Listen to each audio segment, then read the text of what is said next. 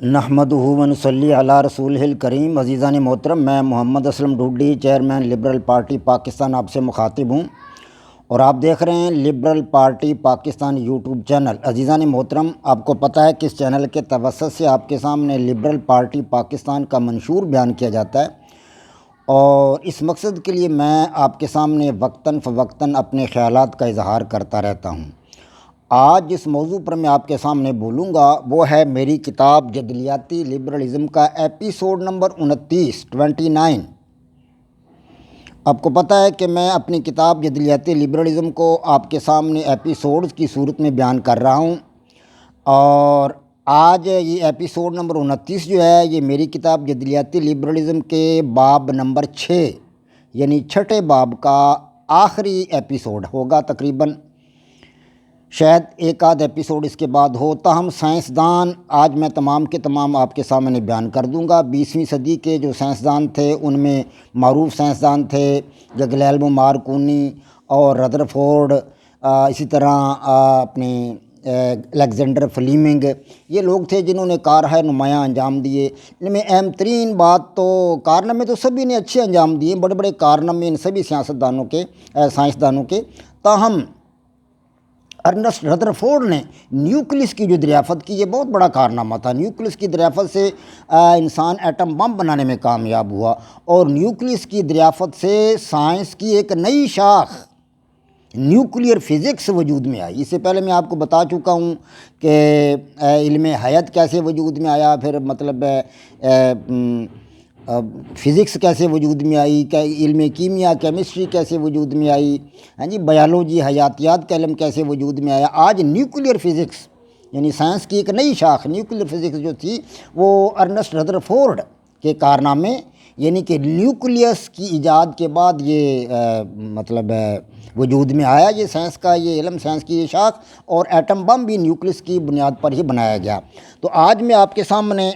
بیان کروں گا جناب گلیلمو مارکونی کے کارنامے اور الیگزینڈر فلیمنگ کے کارنامے ایپیسوڈ نمبر 29 کے حوالہ سے۔ تو گلیلمو مارکونی 1874 میں اٹلی میں پیدا ہوا۔ گلیلمو مارکونی، یہ نظر نہ آنے والی جو برقی مقناطیسی لہریں تھیں ان کے بارے میں اس کا بڑا شوق تھا، ان کے بارے میں یہ تحقیقات کرتا رہتا تھا، اور اس نے جیمس کلارک میکسویل کے مضامین جو کہ برقی مقناطیسی لہروں کے بارے میں تھے، اور اسی طرح ہنروچ ہرٹز کے جو مضامین تھے برقی مقناطیسی لہروں کے بارے میں، ان کو یہ گلیلمو مارکونی پڑھتا رہتا تھا، اور اس کا شوق تھا کہ چونکہ اس کو پتہ تھا کہ یہ لہریں ہوا میں روشنی کی رفتار سے چلتی ہیں، تو اس کا خیال تھا کہ اگر ان لہروں کے سنگ سنگ آواز کو پہنچا دیا جائے ایک جگہ سے دوسری جگہ تو اس طرح پیغام رسانی ہو سکتی ہے۔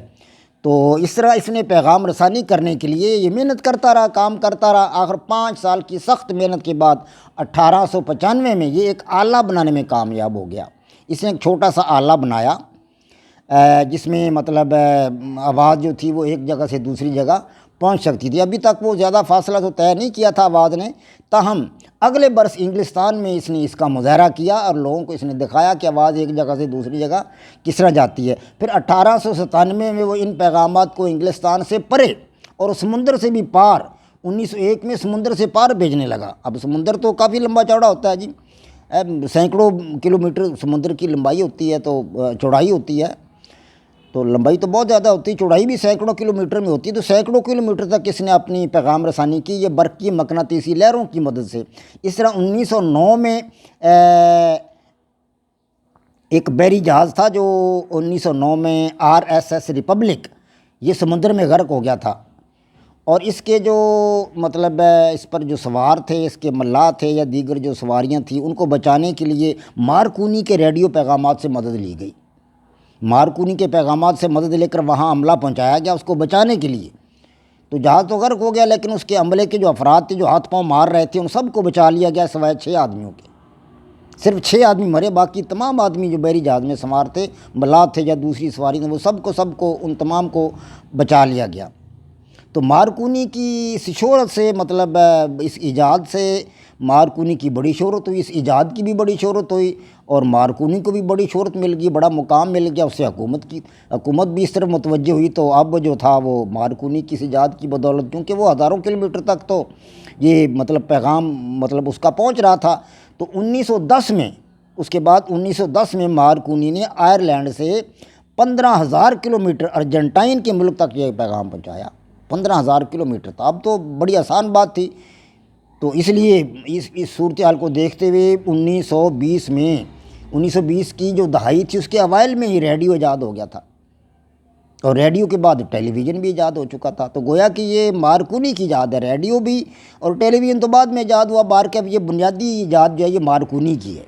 بعد ازاں ٹیلی ویژن بھی ایجاد ہو گیا، ٹیلی ویژن میں وہی تصویریں ہوتی ہیں، بس فرق تو یہ بھی اس میں تصویریں ہوتی ہیں، اصل بات تو ہے بات پہنچانا۔ تو برقی مقناطیسی لہروں کی مدد سے مارکونی نے، جو کہ ہوا کی جو روشنی کی رفتار سے چلتی ہیں ہوا میں،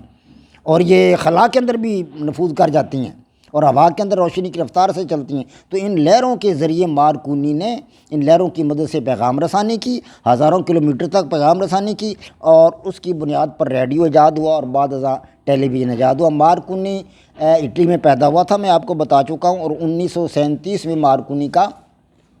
انتقال ہوا۔ اس کے بعد اسی صدی میں جراثیم کے بارے میں کافی حد تک معلومات حاصل ہو چکی تھی لوگوں کو،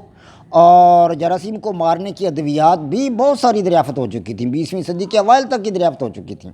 یعنی کہ پہلی ربع صدی میں ہی بہت ساری ادویات ایجاد ہو چکی تھی جو جراثیم کو مارتی تھیں، لیکن ان میں نقص یہ تھا کہ وہ جراثیم کو مارنے کے ساتھ ساتھ انسانی خلیات کو بھی تباہ کر دیتی تھی۔ تو یہ بڑی نقصان دہ بات تھی، اسے انسان کئی مر بھی جاتے تھے، زیادہ خلیات کے تباہ ہونے سے کئی بیمار ہو جاتے تھے، تو یہ بڑا مسئلہ تھا۔ تو سکاٹ لینڈ کا ایک نوجوان تھا الیگزینڈر فلیمنگ، اس نے یہ خیال دوڑایا کہ کیوں نہ کوئی ایسی چیز ایجاد کی جائے جو جراثیم کو تو مار دے لیکن انسانی خلیات کو نقصان نہ پہنچائے۔ وہ محنت کرتا رہا۔ 1928 میں وہ اپنی تجربہ گاہ میں بیٹھا ہوا تھا، اور اس نے اپنی تجربہ گاہ میں بیکٹیریا کلچر کیے ہوئے تھے، اور قدرتی طور پر اس کی تجربہ گاہ میں اس کے بیکٹیریا جو تھے وہ کھلی ہوا میں عیاں ہو گئے، اور اس نے دیکھا کہ ایک پھپھوندی کہیں سے اڑتی ہوئی آئی اور ان کلچرڈ جو تھے بیکٹیریا ان پر آ کر گر گئی، اور پھر اس نے یہ دیکھا، مشاہدہ کیا کہ جس جگہ پر وہ پھپھوندی گری ہے اس جگہ سارے کے سارے بیکٹیریا مر گئے۔ اس سے اس نے ایک نئی چیز ایجاد کر لی تھی۔ اب اس نے اس کا نام رکھ دیا پینسلین، یعنی پینسلین ایک ایسی ایجاد تھی، پھپھوندی، اس پھپھوندی کا نام رکھا اس نے، پھپھوندی نے مارا ان بیکٹیریا کو، تو اس پھپھوندی کا نام جس نے ان کو مارا، اس پھپھوندی کا نام اس نے پینسلین رکھ دیا۔ وہ پینسلین کو صاف کرنے میں تو کامیاب نہ ہو سکا الیگزینڈر فلیمنگ، لیکن اس کے بعد 1930 میں 2 محققین اور میدان میں آئے، ہارورڈ والٹر فلورے اور ارنسٹ بورس چین۔ ان دونوں سائنسدانوں نے اس کی جو بنائی تھی پینسلین، پھپھوندی سے جو اس نے اخذ کی تھی، بنائی تھی، اس نے ان کو صاف کر لیا۔ الیگزینڈر فلیمنگ اس کو صاف کرنے میں کامیاب نہ ہوا، لیکن ان دونوں سائنسدانوں نے اس کو صاف کر لیا اور پینسلین کو انہوں نے شروع کر دیا۔ جانوروں پر پہلے انہوں نے تجربات کیے، پھر کچھ بیمار لوگوں پر تجربات کیے، اور بالآخر یہ بہت زیادہ وسیع پیمانہ پر پینسلین استعمال ہونے لگی۔ آج بھی یہ تو استعمال ہوتی ہے، لاکھوں کروڑوں لوگ پینسلین کے ٹیکوں سے جو ہے وہ تندرستی حاصل کر چکے ہیں۔ تو الیگزینڈر فلیمنگ جو تھا، اس کا یہ بہت بڑا کارنامہ ہے کہ اس نے انسانوں کو ان کی زندگیاں بچانے کے لیے ایک ایسا ٹیکہ ایجاد کر لیا، ایک ایسی چیز ایجاد کر لی جس سے کہ انسانی خلیوں کو نقصان نہیں پہنچتا، لیکن جو خلیے انسان کو نقصان پہنچانے والے جراثیم ہوتے ہیں وہ اس میں ہلاک ہو جاتے ہیں۔ یہ الیگزینڈر فلیمنگ کا بہت بڑا کارنامہ تھا۔ الیگزینڈر فلیمنگ کا انتقال 1955 میں ہوا، وہ سکاٹ لینڈ میں پیدا ہوا تھا اور 1955 میں اس کا انتقال ہوا۔ اس کے ساتھ ہی یہ جو بڑے بڑے مشہور ہمارے پاس سائنسدان تھے، ارنسٹ رذرفورڈ تھا، گگلیلمو مارکونی تھا اور الیگزینڈر فلیمنگ تھا، اور کچھ دوسرے سائنسدان، ان کی اموات کے ساتھ ہی 20ویں صدی کا اختتام ہو گیا، 20ویں صدی ختم ہو گئی۔ اور اس کے ساتھ ہی میں جو سائنسدانوں کے کارنامے ہیں ان کا باب ختم کر رہا ہوں۔ یہ کتاب کا 6واں چیپٹر تھا، سائنس، کہ سائنس کیسے وجود میں آئی، مادہ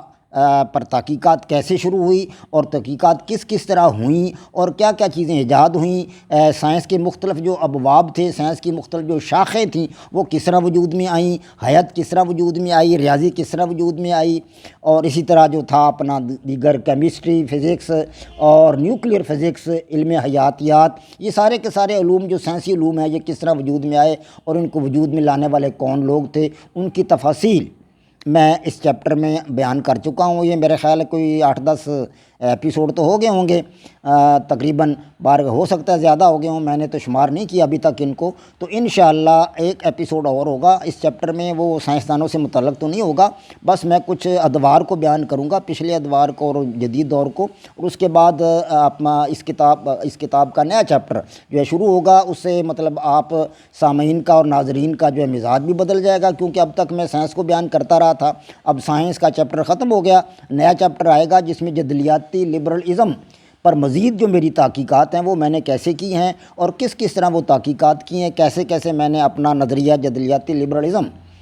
اس کو حاصل کرنے میں کامیاب ہوا ہوں۔ اس تک تو خیر ہم تھوڑا سا دیر میں پہنچیں گے، تاہم اب اس کو سٹارٹ ہم اس کا لے لیں گے، اگلے چیپٹر میں اس کا سٹارٹ ہے۔ پیچھے ہم نے جو چیزیں پڑھی ہیں یا سیکھی ہیں ان کو مد نظر رکھ کر ہی اگلا چیپٹر انشاءاللہ شروع ہوگا۔ وما علینا الا البلاغ۔ پاک فوج زندہ باد، پاکستان پائندہ باد۔